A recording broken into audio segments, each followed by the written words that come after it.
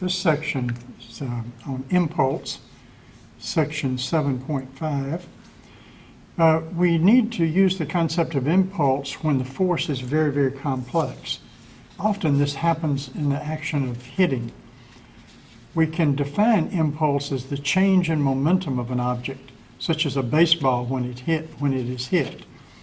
Thus, we define impulse as a change in momentum from before or afterwards. So it's momentum P final minus P initial.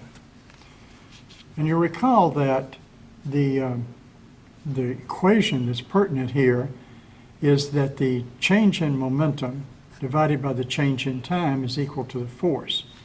But what we can do is multiply both sides by this delta t and get the equation change in momentum is equal to force times the change in time. So the change in momentum, or the impulse, is the force times the amount of time through which it is applied.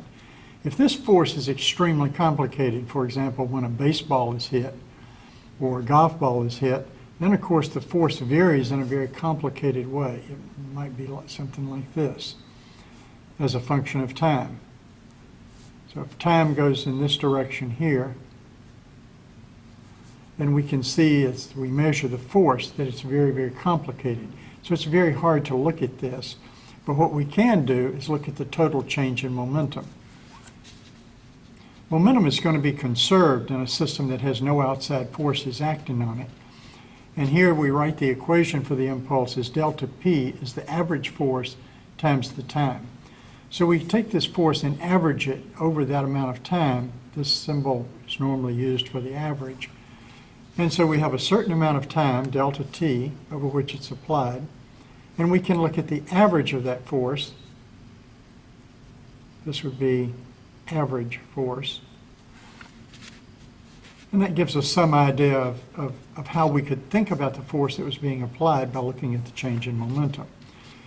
Some problems that are pertinent to that are when we hit a baseball, or say when rain hits a car. I want to point out there that there's a simple